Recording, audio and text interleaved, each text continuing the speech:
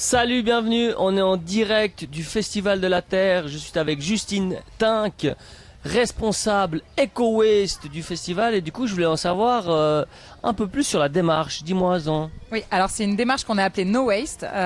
Du coup, donc l'objectif de la démarche No Waste, c'est de produire le moins de déchets possible dans le cadre du Festival de la Terre. Donc concrètement, ça veut dire quoi? Ça veut dire que là où souvent quand on pense déchets, on pense à qu'est-ce qu'on va en faire après de nos déchets. On va vouloir les recycler, on va vouloir les valoriser au mieux. Le principe de la démarche No Waste, c'est plutôt de réfléchir en amont à comment on va pouvoir éviter de produire des déchets qu'on n'aura plus du coup à traiter en aval. Donc j'ai entendu, maintenant vous avez par exemple du vin qui est en fût, ça c'est une nouveauté cette année. Quelle autre nouveauté vous avez sur cette édition? Alors peut-être juste avant les nouveautés, globalement en termes de mesures, le No Waste, ça veut dire qu'on a vraiment réfléchi à tous les secteurs du festival. Donc au niveau des installations, de l'infrastructure, on n'a que des choses qui sont réutilisables, qui sont empruntées, qui sont louées, qui sont réutilisées d'année en année. Au niveau de la restauration, on fait vraiment la part belle au réutilisable. On n'a pas du tout de vaisselle jetable. Ça, c'est depuis déjà de nombreuses années. On évite le gaspillage alimentaire. On évite déjà depuis longtemps les emballages en plastique, ce genre de choses au bar, etc.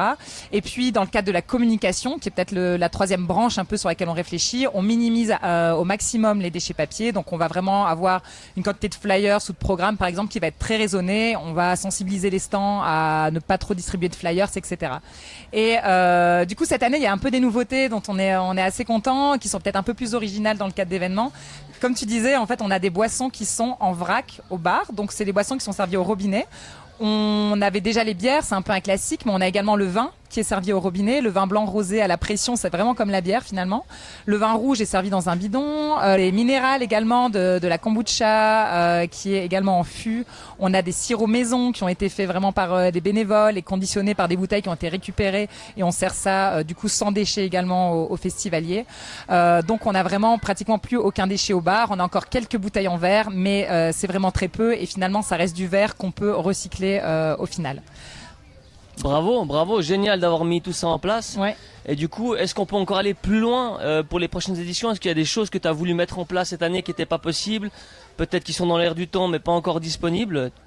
Alors, on a déjà été assez loin. C'est vrai que bon, j'ai parlé des bouteilles en verre, du bar, etc. Mais on a aussi, par exemple, quasiment supprimé toutes les serviettes jetables du festival. À la place, les festivaliers ont accès à un point pour se laver les mains. C'est tout simple, mais on n'y pense pas forcément. On a également mis à disposition de la vaisselle Recircle, c'est un système pour les take-away qui fonctionne à l'échelle de la Suisse. Donc ça, c'est des tests qu'on fait cette année, ça fonctionne assez bien. Un autre test qu'on a fait cette année et que j'aimerais bien pousser encore plus loin, du coup, pour répondre à ta question, c'est on a fait un premier essai d'approvisionnement en vrac de nos stands food, c'est-à-dire qu'on a nos stands food. Donc on leur a demandé en avance de quelles matières premières ils avaient besoin. Et pour tout ce qui est un peu commun, la farine, les œufs, le lait, on a été chercher directement chez le producteur en vrac les quantités dont ils avaient besoin et on leur a fourni sur le festival. Donc on a eu quelques participants cette année et on aimerait vraiment bien aller plus loin avec cette mesure-là l'année prochaine et vraiment mobiliser tous les stands food autour de cette commande vrac et groupée pour minimiser les emballages en fait de leur nourriture. Et puis, je pense qu'un point où on pourrait s'améliorer, c'est au niveau des flyers. Justement, j'en parlais. Ce qui est produit par le festival, on a vraiment limité, on a vraiment une quantité très raisonnée de papier. Par contre, on a encore beaucoup de stands qui ont du mal à passer au-delà du flyer. C'est quelque chose qu'on a l'habitude de distribuer pour sensibiliser. Moi, je suis intimement convaincue qu'il y a d'autres manières de sensibiliser. On peut orienter vers un site internet, on peut vraiment discuter avec les personnes. Et si ces personnes sont intéressées, elles vont d'elles-mêmes noter le nom de l'association, elles vont d'elles-mêmes aller faire leurs recherches. Donc, on aimerait bien aller plus loin pour limiter encore davantage les flyers des stands qui sont encore assez présents cette année, même si ça reste raisonnable et même si ce n'est pas distribué à tout va, c'est quand même donné seulement aux personnes qui demandent ce papier.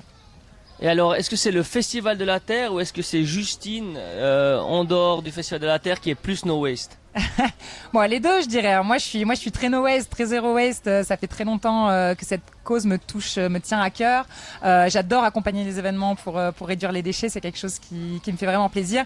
Après, le festival a depuis super longtemps une démarche no waste et est très engagé de ce côté-là. Donc, je dirais qu'on est vraiment à égalité de ce point de vue-là. On est le festival et moi très motivés à réduire les déchets et heureusement parce que j'aurais jamais pu réussir tout seul. Il y a vraiment toute l'équipe derrière qui s'est impliquée.